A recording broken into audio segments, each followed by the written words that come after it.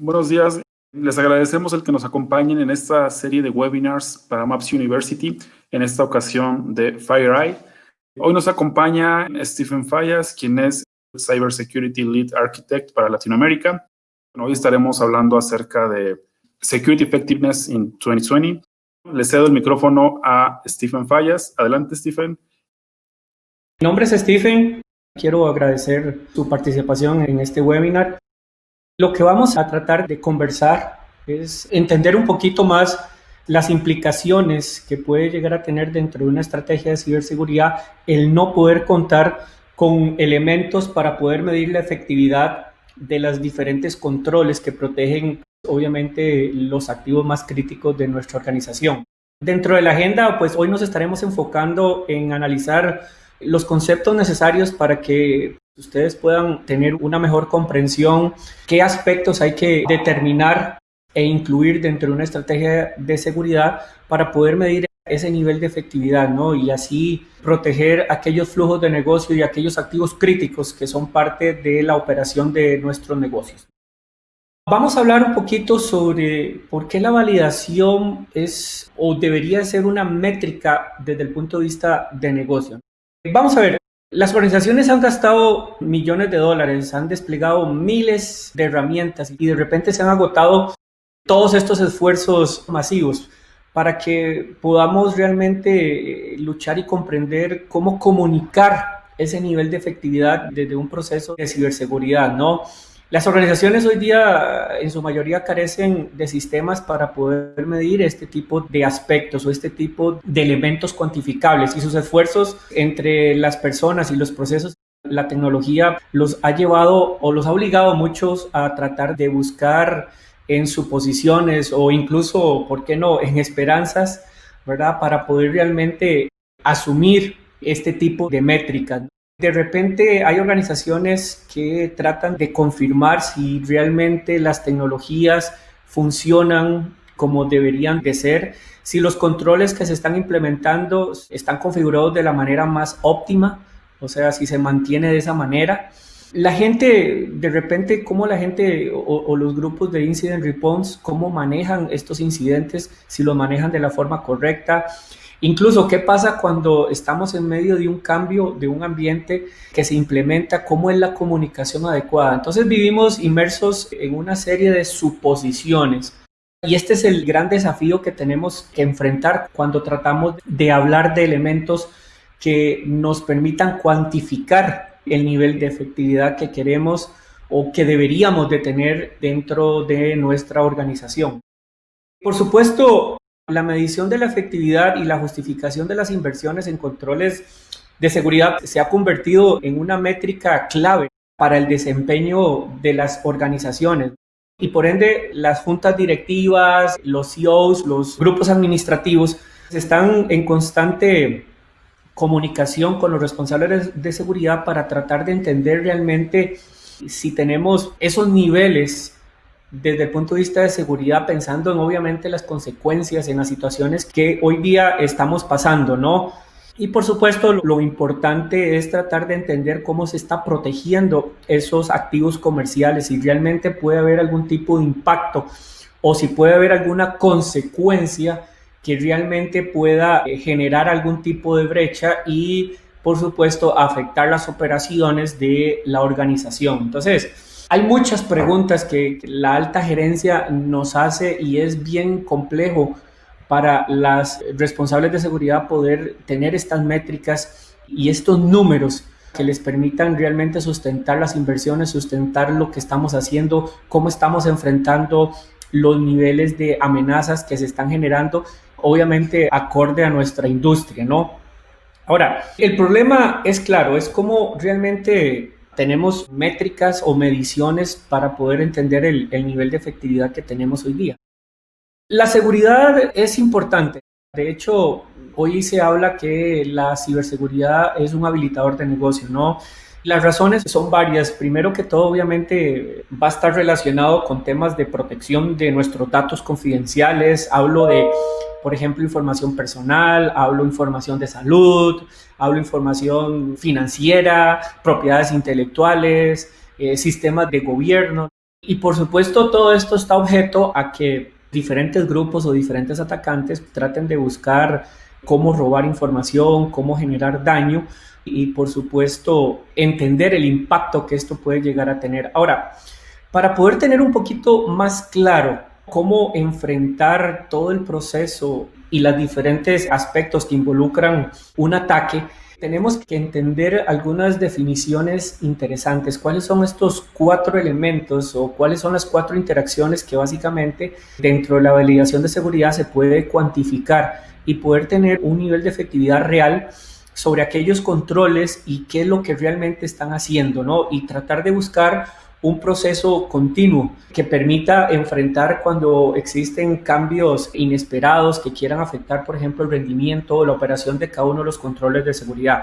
Por ende, debemos de entender cuáles son esos 4 estados. El primer estado es el estar prevenido. ¿Qué significa esto? Es el control de seguridad que bloquea con éxito un ataque, una amenaza, ¿no?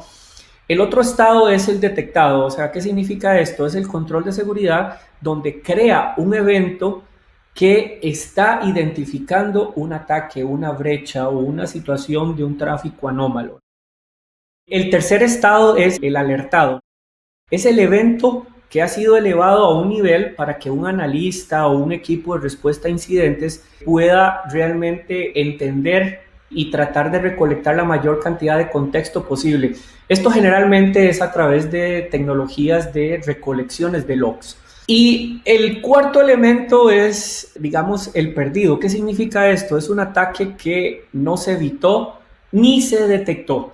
Teniendo claro estos 4 estados, debemos de empezar a partir para realmente ir construyendo esas métricas, ¿no? En el panorama de la seguridad, obviamente, es un tema vasto, es un tema complejo y lo más importante, es un tema cambiante.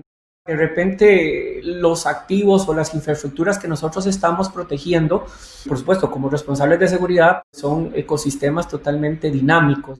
También entendemos que las amenazas, los atacantes también son dinámicas. ¿Por qué? Porque van innovando, utilizando diferentes técnicas, diferentes tácticas. Y la gran pregunta aquí es cómo deberíamos de definir nuestra estrategia de protección. Y tiene que ser totalmente dinámica. De ahí la importancia de poder pensar siempre en estos procesos que nosotros, los responsables de seguridad, nos vemos obligados a tratar de no confiar en suposiciones o esperanzas, ¿no? O sea, es claro que sin la visibilidad efectiva, más allá de cada uno de los elementos que componen el ecosistema, pues es un aspecto negativo, ¿no?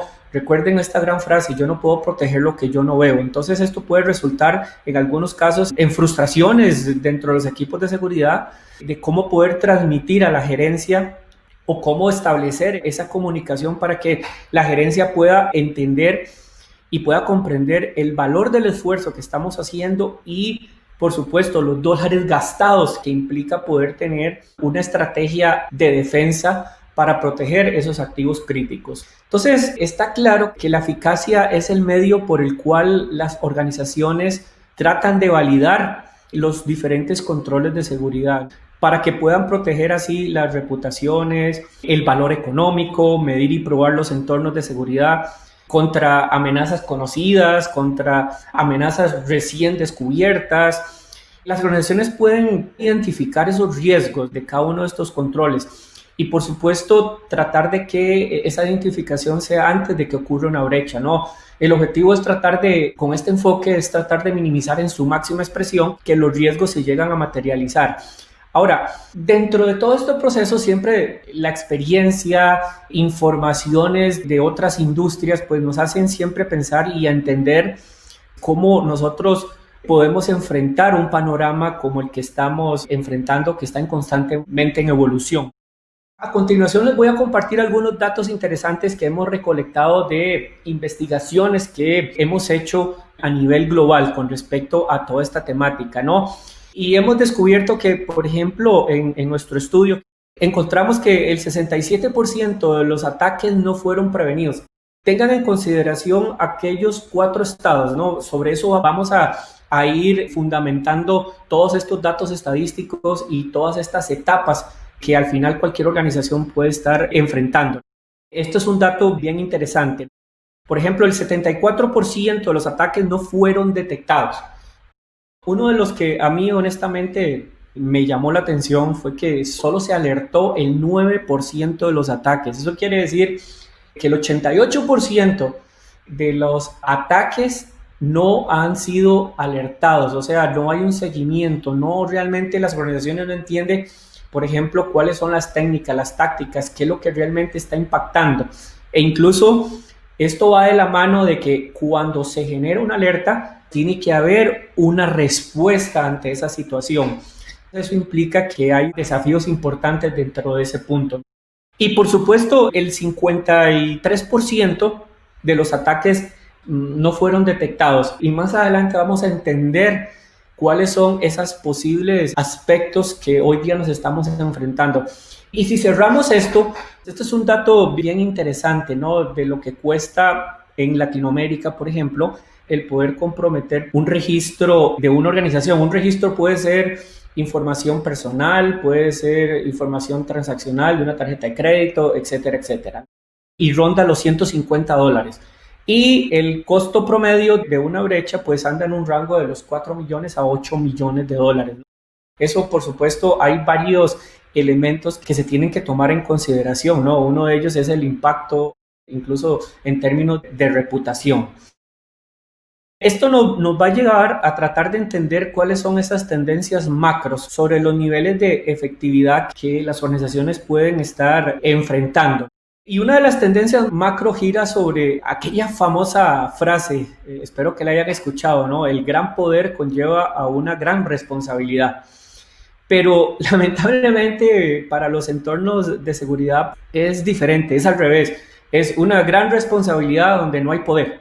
Lo que quiero decir aquí es que a menudo las organizaciones comienzan a abordar el riesgo cibernético como un problema comercial. También continúan administrando la seguridad como una función de TI. Y ahora, este tipo de situaciones provoca una dinámica interesante, ya que expone a la desalineación que puede existir, ya que, por ejemplo, típicamente las áreas de TI poseen toda la infraestructura y las áreas de seguridad o los responsables de seguridad poseen los controles y los procesos de seguridad que protegen el negocio. Un ejemplo interesante, esto sucede en otras latitudes, esto no sucede aquí en México. Los equipos de TI no necesariamente informan a las áreas de seguridad cada vez que haya un cambio, ¿no? Cuando yo me refiero a un cambio es, por ejemplo, puede ser un dispositivo nuevo que yo esté integrando, una aplicación nueva que yo esté integrando a la infraestructura, o haya un componente que actualmente está operando y se le hizo una modificación, ya sea se instaló esa aplicación a otro sistema operativo, fue migrado a otro sistema operativo. El punto aquí es que esta desalineación pues lo que provoca es que no haya esa comunicación, de que si va a haber algún cambio tenemos que establecer cuál es el impacto desde el punto de vista de seguridad que puede llegar a tener ese activo, obviamente asociado a la operación del negocio. Entonces, al final el equipo de seguridad desconoce lo que sucedió y por supuesto, estas son los pequeños puntos que le permiten a los atacantes o los adversarios empezar a aprovecharse de estas situaciones. Por supuesto, también hay otro aspecto interesante que tiene que ver con la suposición del proceso o la estrategia de defensa en profundidad, que se ajusta finalmente, pero en la mayoría de los casos no funciona. ¿Qué significa esto? Es solo mirar, por ejemplo, muchas organizaciones o en promedio hay organizaciones que pueden tener hasta 50 controles. Como lo podemos ver, incluso vemos todos los acrónimos que son válidos desde el punto de vista de seguridad y pueden haber más, créanmelo, ¿no? Y aquí el desafío es cómo poder estar seguro de que cada uno de estos controles está realmente optimizado, está realmente configurado correctamente como debería de ser y que está enviando información, obviamente, a nuestros centros de operación para poder analizar y darle seguimiento a una situación de estas. Imagínense cómo poder concatenar para poder hacer una investigación a través de todos estos diferentes controles. Entonces, es bien complejo este tema. Yo no digo que no se pueda hacer. El tema aquí es cuánto tiempo eso nos puede consumir. nosotros los responsables de seguridad estamos en una balanza bien compleja. Yo podría decir o podríamos confirmar que estamos en total desventaja. ¿A qué me refiero? Por ejemplo, en términos de que nosotros no tenemos tiempo, el atacante tiene su tiempo. Recuerde que un atacante puede generar una réplica, por ejemplo, de 30,000 correos con phishing y él lo único que tiene que hacer es esperar que alguien, una persona nada más le dé un doble clic. Por supuesto, están motivados, ganan dinero y nosotros obviamente tenemos que lidiar con el tema de cómo tener un presupuesto, cómo ir a defender un presupuesto y muchas veces pues hay organizaciones que trabajan con mínimos recursos. Entonces, al final vemos que es una batalla bien compleja y si le insertamos estos dos aspectos, por ejemplo, la desalineación o el no conversar y el tener un escenario totalmente complejo, pues hace que los adversarios y los atacantes puedan estar mejor preparados y enfrentar todo este tema, ¿no? Una vez entendido el problema, hacia dónde vamos a realmente a tratar de entender principalmente cuáles son esos elementos o esos desafíos críticos que podríamos llegar a tener, entendiendo claramente lo que se está midiendo aquí, ¿no? O sea, recordemos que tanto el CIO como los ISOs están informando la importancia de estar atentos de lo que realmente puede estar sucediendo, validando pruebas, entendiendo cuáles son los riesgos asociados, obviamente requerimientos nuevos. Entonces, claro, cambios constantes. Entonces, esto hace que obviamente los programas de seguridad traten de evolucionar continuamente. Y por ende, los equipos necesitan una forma de poder medir y monitorear continuamente los diferentes controles. Y esto es para poder capturar evidencias cuantitativas de las brechas y que esto pueda demostrar, y voy a utilizar esta misma palabra, y que puedan evidenciar que las capacidades que hoy día están utilizando les está permitiendo reducir ese riesgo y por supuesto está ofreciendo una mejora dentro de la postura general de la organización. Por ejemplo, que haya un requerimiento importante desde el punto de vista de negocio donde de acuerdo a la estrategia de la organización, esta nueva oportunidad de negocio les puede generar un incremento importante en sus ingresos a nivel anuales. Entonces, ¿cómo esos elementos dentro de una postura importante que podamos medir en términos cuantitativos, esa efectividad nos permite estar alineados al negocio, nos permite estar alineados a las inversiones y a las expectativas de crecimiento que puede tener la organización? Entonces, de ahí la gran importancia y el por qué la ciberseguridad se vuelve un habilitador de negocio. Entonces, lo que vamos a tratar de ver vamos a utilizar en este caso Mitre, que es un marco de referencia que nos ayuda mucho a entender cómo es el modus operandi de los actores, qué tipos de características, qué tipos de procesos, qué tipos de elementos son los que realmente utilizan. Y así vamos a empezar a darle forma a toda esta estrategia para poder construir un modelo de validación de seguridad y que esto nos permita poder mostrar los niveles de efectividad dentro de las organizaciones. El primer elemento aquí importante es el reconocimiento, ¿no? Vamos a ver, el atacante básicamente lo que trata es probar y entender qué tipo de informaciones hay públicamente como primera fase. Entonces, para nosotros, el probar el tráfico de la red es bien importante. Ahora, les voy a dar un dato estadístico relacionado obviamente a este estudio y a fuentes relacionadas o experiencias que nosotros hemos tenido. Por ejemplo, una vez que las organizaciones prueban los tráficos de red, hemos encontrado que solo el 4% de esa actividad de reconocimiento genera una alerta. Solo el 4%, ¿no? Y claro, esto expone un riesgo asociado con los aspectos como controles mal configurados o esto puede resultar en mayores riesgos desde el punto de vista de escaneo. Esto le puede permitir a los atacantes crear diferentes perfiles, así como un alto porcentaje de las tácticas de los diferentes atacantes que a lo mejor no estamos analizando o viendo dentro de esta fase inicial. Por ejemplo, una compañía a través de la validación de seguridad descubrió que tenían un proxy involuntariamente mal configurado, hablemos en ese término, ¿no? Que básicamente era responsable de mantener una segmentación entre dos sistemas. Claro, esta configuración incorrecta permitió que hubiesen comunicaciones entre las redes e incluso logró exponer información comercial de la red interna crítica de la organización. Con una validación continua, el equipo de seguridad recibió alertas inmediatas sobre este cambio y la organización restableció rápidamente los procesos de segmentación y trató de abordar la exposición. Recuerde, yo no puedo proteger lo que yo no veo, aspecto importante. Otro aspecto, o siguiendo con el tema del marco de referencia de Mitre, estamos hablando ahora de filtraciones y una de las, digamos, de las amenazas que diría yo que los últimos tal vez 5 años ha generado uno de los grandes dolores de cabeza. Y hablo a nivel global y hablo a nivel de las diferentes industrias, hablo del ransomware.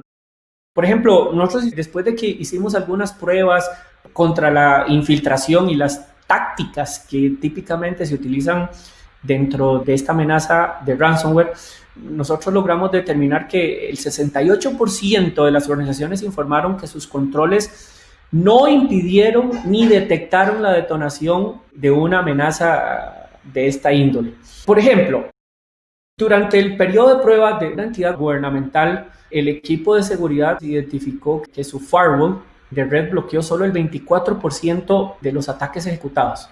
Utilizando esta información, se empezaron a identificar diferentes patrones, diferentes comportamientos y el equipo de seguridad obviamente pudo trabajar con su proveedor en tratar de optimizar ese firewall y poder aumentar esas capacidades. E incluso luego de todo este proceso, obviamente el nivel de bloqueo aumentó hasta un 74%, o sea, logró pasar de un 24% a un 74%, digamos, de efectividad. Entonces, aquí estoy tratando de hacer una analogía entre las fases, las técnicas, las tácticas y los procedimientos que típicamente se utilizan por los diferentes atacantes o adversarios y cómo realmente la validación de la seguridad nos puede ir ayudando a mejorar y a cerrar esos gaps.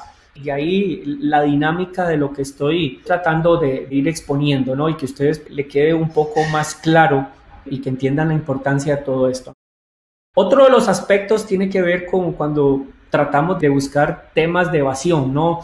O sea, al ejecutar técnicas de ataques de evasión enfocados para poder eludir ya sean reglas o ya sean hasta componentes o dispositivos.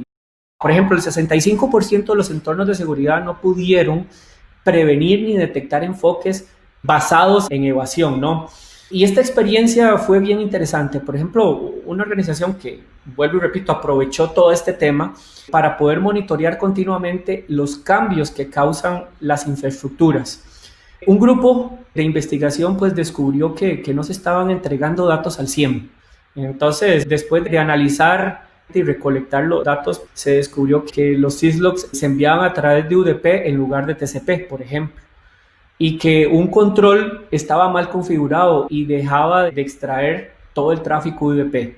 Como resultado de esto, los eventos no se enviaron a las diferentes soluciones de recolección de datos o de eventos. Y por supuesto, las reglas de correlación no estaban activas para poder alertar ante un proceso y así encaminar una actividad de respuesta a incidente. Entonces, la capacidad de poder probar con esto acciones sobre ataques reales expuso y les permitió obviamente a esta organización a eliminar esos riesgos, a entender qué era lo que estaba sucediendo y, por supuesto, mejorar su postura desde el punto de vista de enfrentar ya un ataque respectivo, ¿no? Otro de los aspectos críticos que se establecen tiene que ver con la transferencia de archivos maliciosos, ¿no? Por ejemplo, cuando se ejecuta esta técnica y tácticas asociadas con la entrega y movimientos de archivos maliciosos, solo el 48% de los controles no pudieron prevenir ni detectar esta etapa del ciclo. Vamos a ver, más o menos, pero estamos hablando de que solo el 50% logró detectar eso. Imagínense el nivel de probabilidad para un atacante, 50 y 50. Y al final eso se vuelve un dolor importante, ¿no? Por ejemplo, en esta organización de seguros, ¿no? Que probamos diferentes zonas de red, incluidas, por ejemplo, ciertas DMZs o ciertas zonas donde ellos entendían que había información crítica. Y cuando se empezaron a hacer diferentes pruebas, se evidenció que las herramientas de seguridad de esa organización permitieron que el 35% de los intentos de transferencia de archivos fuera detectado. Lo otro peor fue que no se detectaron alertas, ni para los intentos de detección, ni para lo que realmente, digamos, se detectó. Aquí la validación significó algo importante porque lograron identificar configuraciones erróneas, se descubrió que la optimización de las diferentes herramientas era o les podía ayudar, o sea, que muchas de las inversiones que habían hecho para poder contrarrestar este tipo de situaciones ya las tenían ahí en sitio. El tema era que no estaban totalmente optimizadas, no estaban funcionando tal cual deberían de estar funcionando. Entonces, por supuesto, esto les permitió mucho minimizar esa exposición de riesgo para evitar esta transferencia de archivos anómalos. Este es otro de los aspectos interesantes, ¿no? Cómo poder detectar actividades de comando y control. Y el 97% de los comportamientos ejecutados no generaron ninguna alerta dentro de las soluciones de recolección de datos. Hubo organizaciones que realmente no tenían idea que se estaban haciendo este tipo de conexiones, ¿no? Y en el ejemplo que traigo es bien interesante porque muchos de los aspectos para poder racionalizar estas inversiones significativas que hacemos desde el punto de vista de seguridad es tratar de identificar áreas en las cuales no se está haciendo lo que se debería de hacer. Voy a utilizar una palabra interesante. Hacemos inversiones, pero de repente hay áreas donde tenemos una desinversión. Es complejo, pero es interesante, ¿no? Muchas veces hacemos inversiones y nos enfocamos en ciertos elementos porque entendemos que eso está ahí, pero ¿qué pasa con el resto de la infraestructura? Y esto fue lo que sucedió, por ejemplo, con una compañía del sector energético, ¿no? Donde básicamente se realizaron diferentes pruebas para poder determinar la superposición de capacidades. Y esto nos permitió poder identificar ciertas ineficiencias y expectativas de algunos de los productos que ellos entendían que habían hecho una buena inversión, ¿no? Esto generó lagunas importantes dentro de la postura general de la organización.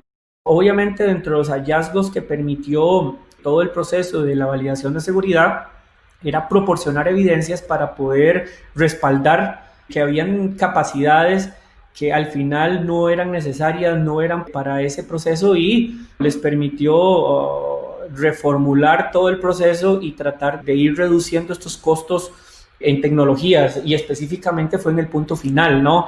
Y por supuesto corregir estas brechas de alerta dentro de los sistemas de recolección y poder entregar informes sobre la postura, sobre mejoras sobre la postura, sobre elementos de terceros. Todos conocemos que esta industria en particular es una de las más atacadas, es una de las industrias más longevas que tenemos, todo lo que son las operaciones de OT.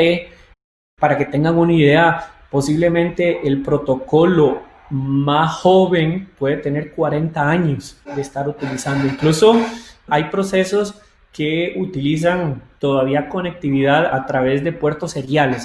Esto hace que en ciertas industrias particulares el tema de las inversiones sea un elemento bien crítico, ¿no? Y tratar de identificar si hay redundancias de funcionalidades o no. El otro aspecto tiene que ver con el movimiento lateral, ¿no? El movimiento lateral es una táctica esencial, fundamental para poder infiltrarse dentro de la red. Vamos a ver, el 54% de las técnicas y tácticas utilizadas para ejecutar este tipo de procesos de movimiento lateral no fue detectado. Incluso el 96% de los comportamientos no tenían ninguna alerta específica. Recuerden que con el movimiento lateral lo que yo persigo aquí es poder, bueno, obviamente tratar de buscar estos puntos ciegos que hay dentro de las infraestructuras para no ser detectado, ¿no? Y por supuesto, el objetivo importante es tratar de escalar privilegios y poder realmente llegar hacia los activos más críticos. Y aquí hay un ejemplo bien interesante. Por ejemplo, un proveedor o un hospital, ¿no? Tenía algunas inquietudes a través de un grupo que se conoce como ATP 41. Esto es un actor es un grupo y es un adversario que se enfoca mucho en esta industria de salud.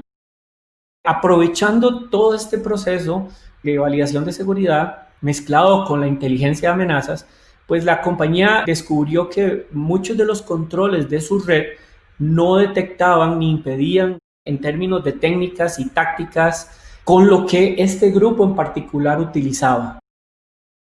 Obviamente se expuso a la compañía a procesos de espionaje, actividad criminal.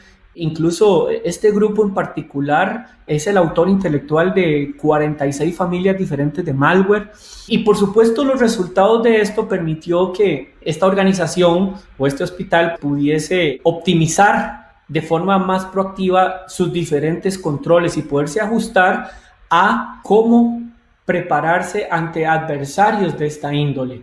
Esto le dio otra perspectiva donde pudimos posicionar el aspecto de la inteligencia, conocer al adversario, entender cuáles son las técnicas, las tácticas, los procedimientos que ellos utilizan, cuál es el modus operandi e incluso, como lo acaba de comentar, esto es un grupo que tal vez, voy a llamarlo de esta forma, tal vez su especialidad es esta industria de salud. Entonces imagínense, si yo pertenezco a esa industria de salud, pues yo necesito realmente entender cómo opera estos grupos y eso me puede permitir hasta dar ventajas para poder ser un poco más proactivo. Y finalmente, el punto, tal vez la cereza del pastel en términos del adversario. Por supuesto, el adversario trata de hacer todo esto para poder obtener el retorno de inversión que para ellos pues sean los datos, ya que ellos los puedan utilizar desde diferentes aspectos, ¿no? Ya sea como una extorsión, pedir un rescate, etcétera. Pero la filtración y la protección de datos sigue siendo una de las principales preocupaciones dentro de los CISOs. Y por supuesto, estas técnicas y tácticas que realizamos nos demostraron que el 60% de estos procesos de filtración fueron totalmente exitosas. Y aquí el caso que les traigo es, por ejemplo, una organización que quiso poner a prueba su arquitectura o su solución de DLP y la capacidad de poder detener la fuga de datos. Y se observó que dentro de su firewall de nueva generación no se estaban bloqueando este tipo de técnicas para poder filtrar datos. Entonces, a través de este proceso de la validación, se expuso la brecha, se identificó que el dispositivo estaba mal configurado. Un análisis posterior nos mostró que el proveedor del firewall había desactivado algunas de las capacidades de detección en la última versión. Y aquí lo más preocupante es sin que los clientes lo conocieran, ¿no? O entendieran el impacto o no de poder desactivar o no un proceso. Pero lo que sí fue cierto es que esto generó una conciencia diferente y pues la organización empezó a reconfigurar esos procesos y restauró algunas de las capacidades que había perdido desde el punto de vista de detección, prevención y alerta, ¿no? Y esto es algo muy común, ¿no? Entendemos que, por ejemplo, hay ciertos procesos, ciertas amenazas o ciertos comportamientos que se dieron hace 10 años atrás. Uno de los aspectos interesantes que empezó a mostrarnos para este 2020, y voy a hacer un paréntesis aquí, sacando el tema de COVID, por supuesto, cierro paréntesis, una de las cosas que habíamos identificado en el 2019 fue la tendencia y la creciente actividad de amenazas que se habían ejecutado en el pasado. Incluso pues, eso generó, digamos, y por qué no, lo podemos llamar de esta forma, a tendencias innovadoras de parte obviamente de los adversarios para poder reutilizar estas cosas y poder afectar diferentes clientes. Una vez entendemos que el gran desafío aquí es las suposiciones, el poder confiar, todo este tema. Y el otro aspecto importante es que no tener muestras o métricas cuantitativas para poder rendir cuentas, por llamarlo de alguna forma, al negocio, ¿no? A las juntas directivas, a los altos ejecutivos. Incluso, vamos a ver, uno podría hasta pensar, uno de las grandes problemáticas que de repente tienen las organizaciones va orientado al tema de no tener presupuesto y a lo mejor esto se alinea. No de lo mejor. Estoy seguro que esto se alinea mucho a ese gran desafío. ¿Por qué? Porque al final no tenemos formas de poder medir los niveles de inversión que hemos hecho y el nivel de efectividad que tiene para poder asegurar, por ejemplo, que un canal transaccional opere o tenga disponibilidad un 99.999% en términos de amenazas.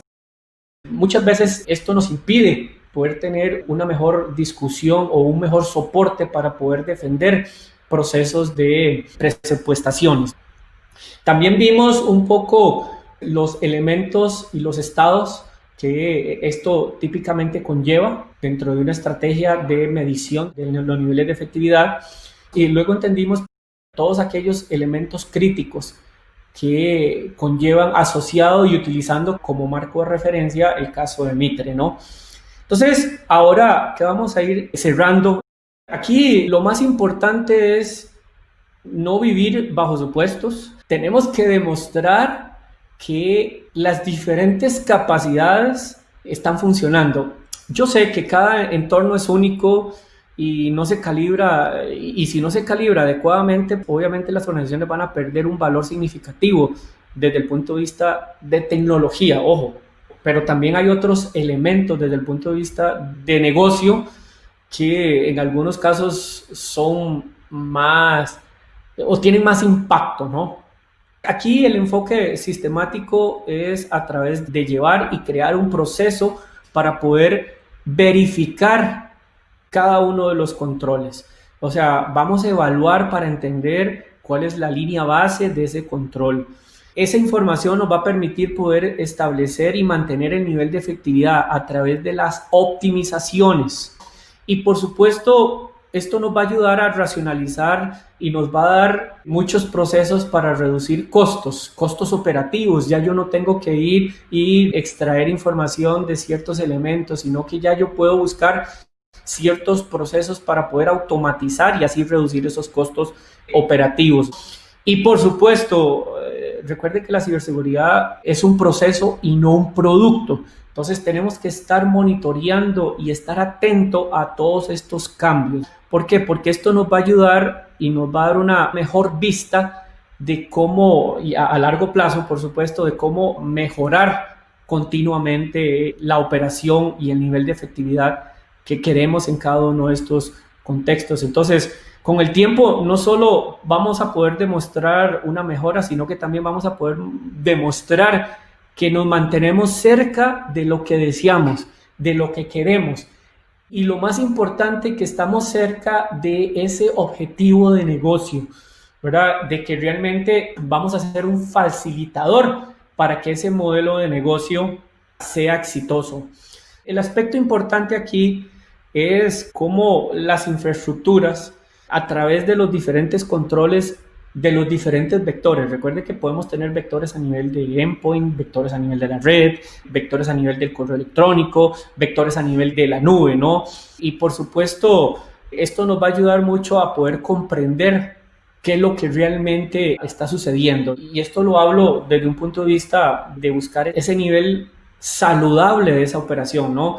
Por supuesto, el construir esto nos brinda una señal de validación continua, de que esto, como les decía, esto es un proceso y no un producto. Esto es totalmente dinámico, eso es algo que tenemos que entender. Las defensas por capas van demostrando que su infraestructura está configurada de una manera más óptima. Deje que cada componente haga lo que mejor sabe hacer. Permita que cada componente pueda ir reduciendo en su máxima expresión ese riesgo, pero la única forma es cómo y contra qué lo vamos a estar midiendo, y en este caso los marcos de referencia dan esa directriz importante, ¿no? Y por supuesto el ejecutar esto para poder tener evidencias y eliminar estos supuestos. Mira, yo suponía que esta tecnología hacía esto, o yo suponía que este componente tenía configurado esto, ¿no? Estos procesos cotidianos que generan estas suposiciones son dañinas para poder realmente tener un nivel de efectividad y un nivel de validación que nos permita realmente contar con esa estrategia de defensa, ¿no? Poder realmente conocer el tipo de adversario al cual, de acuerdo a nuestra industria, se especializa, entender cuáles son la joya de la corona, ¿no? Cuáles son todos esos aspectos o infraestructuras críticas que tenemos. Cómo obviamente vamos a estar enfrentando posibles temas de fraude, ¿no? De sustracción de información, de secuestro de información, de eliminación de información. pensando en que los datos hoy día están en constante movimiento, ya no son tan estáticos. Por ejemplo, que hoy día ya el tema o el concepto de un perímetro prácticamente ya no existe. Hoy día un perímetro puede ser los endpoints, un perímetro puede ser la nube, donde ya yo tengo, por ejemplo, muchas de mis aplicaciones de negocio operando ahí, donde la movilidad es un elemento importante, donde el acceso a la información se da de diferentes puntos. Todos esos elementos necesitamos entender el nivel de amenaza que puede llegar a enfrentar una organización pensando en este concepto de Trust the Future, ¿ok? Como conclusión, vamos a ver, sin una señal positiva que demuestre que las defensas son capaces de funcionar como se supone, la mayoría de los entornos van a seguir sufriendo. Aquí hay un concepto que se conoce como regresión defensiva. Si la red, si las aplicaciones están activas y los principales sistemas de IT funcionan normalmente, vamos a empezar a cambiar este juego. Vamos a tratar de reducir el ámbito de operación del atacante. Vamos a tener una mejor forma de poder enfrentar esto. Sin una validación continua no hay forma de tener advertencias sobre las diferentes capas, sobre los estados de prevención, de detección. La visibilidad se vuelve totalmente ineficaz debido a configuraciones incorrectas, a cambios en el entorno. Aquí la mejor manera para que una organización pueda combatir esta desconexión que hablamos, validar el nivel de efectividad dentro de su programa mediante evaluaciones, optimización, racionalización continua y monitoreo continuo. Esto es la clave importante para realmente minimizar el riesgo cibernético dentro de las organizaciones y así poder proteger los activos críticos. Y, ¿por qué no?, la reputación de la marca y el impacto económico que esto puede llegar a tener. Y finalmente, a mí me gusta siempre hablar de casos, de experiencias, ¿no? Y quiero cerrar con esta en particular. Todo el mundo recuerda hace un par de años el tema de WannaCry. A mí me tocó hacer una evaluación de una situación muy particular donde una entidad financiera se vio afectada por esta amenaza en particular, lo cual provocó que se cifraran alrededor de 60,000 cajeros automáticos. Y si todos recordamos la línea de tiempo WannaCry, eso fue como un fin de semana, ¿no? Incluso, sin temor a equivocarme, creo que fue en medio de una quincena. Se podrá imaginar el impacto que esto llegó a ocasionar cuando un cliente quería disponer de su dinero, ¿no? Y que no lo podía hacer. Resultó que esta organización o esta entidad destinó alrededor de 200 personas. Se duró alrededor de 3 a 4 días para poder restablecer toda la operación de estos 60,000 cajeros automáticos. Esto generó aproximadamente, más o menos números, alrededor de más de 12,000 horas hombre. Y esto fue, digamos, parte del análisis que hice, ¿no? Donde básicamente ahí, digamos, se paga $57 la hora. Siempre me preguntan que a dónde es para ir a pedir trabajo. Y ya haciendo las matemáticas más o menos, básicamente lo que logramos obtener como resultado fue que el restablecer este proceso pues le costó a la organización alrededor o entre 600,000 a 700,000 dólares. Ojo esto, yo lo único que tipifiqué fue restablecer el servicio. Por ejemplo, yo no tipifiqué lo que dejaron de hacer esas 200 personas. Yo no tipifiqué el impacto económico desde el punto de vista de reputación que tuvo esta entidad financiera al no poder brindar un servicio a sus clientes. Y posiblemente las otras implicaciones en términos de cumplimiento normativo, ¿no? Es bien importante y ese es el mensaje que quiero transmitirles. Y aquí pueden escanear este código de barras y pueden tener acceso a este análisis que hicimos y que esto pues les puede ayudar a tener los insumos necesarios para poder definir una estrategia de esta índole. Esta es mi presentación. ¿Alguna pregunta, algo que de repente pues hayan externado y que pueda ayudarles a responder? si no hay dudas, si no hay consultas, pues de mi parte, muchas gracias. Nos damos las gracias por haber participado en este webinar. Les recordamos que se mantengan al pendiente de las presentaciones. Muchísimas gracias y hasta pronto.